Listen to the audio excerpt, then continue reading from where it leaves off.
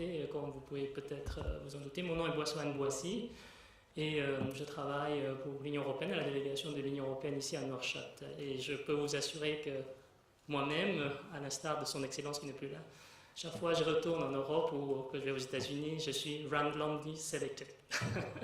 Pour vous dire qu'en fait, c'est un problème qui n'est pas nécessairement afférent à une nationalité ou à une religion, mais c'est quelque chose qui par nature, arrive très très souvent.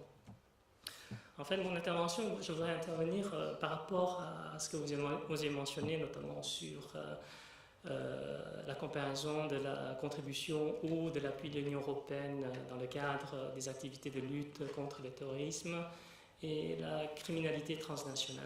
Je crois qu'en fait, ma perception, c'est que la question n'est pas une question de montant ou d'engagement nominal sur les actions à mener ou les différentes, comment dire,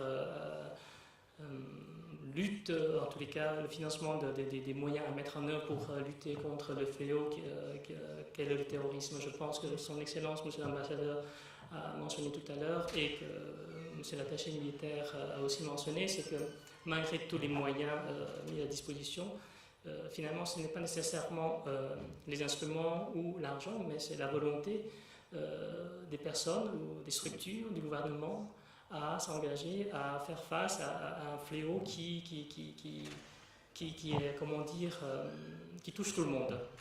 Et je pense que pour ça, et nous avons entendu pendant les 2 derniers jours, la Mauritanie n'a pas attendu qui que ce soit pour agir dans ce domaine.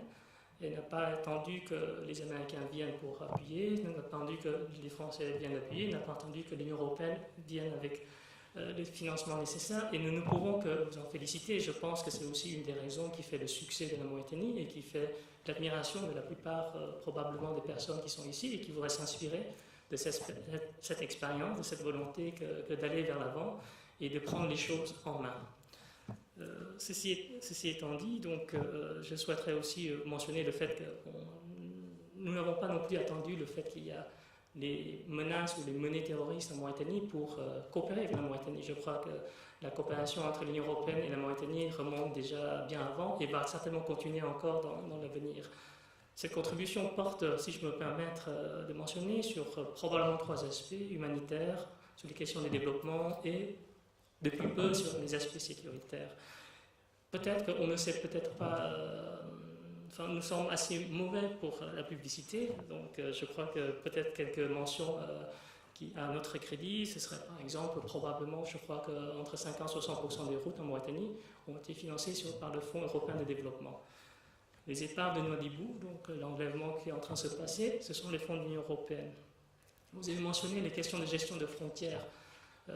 Nous avons contribué depuis en fait 2010, en fait 2007 dans le cadre donc du RRM, des questions de construction, de renforcement, d'équipement, de systèmes de transmission, d'énergie solaire, la mise en place d'une base de données justement pour permettre, et la formation bien entendu, pour justement faire en sorte que la Mauritanie dispose de tous les moyens nécessaires pour, comment dire, mettre en œuvre sa politique, sa stratégie, sur les questions de gestion des frontières, contrôle des frontières, sécurisation de ces frontières.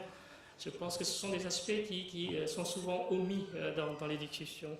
Je pense que nous avons tout à l'heure parlé des brigades cynophiles.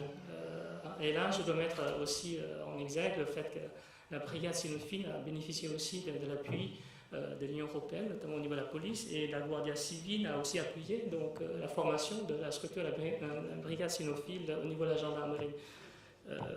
Tous ces aspects-là, on le met souvent.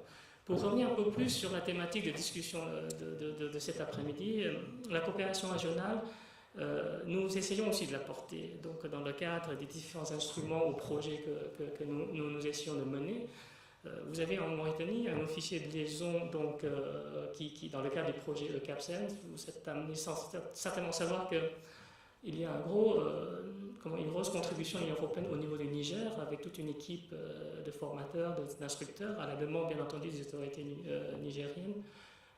Et l'officier de liaison est ici pour justement écouter, recueillir, voir les possibilités, notamment de coopération et de renforcement, que ce soit du point des aspects judiciaires, policiers et d'autres domaines.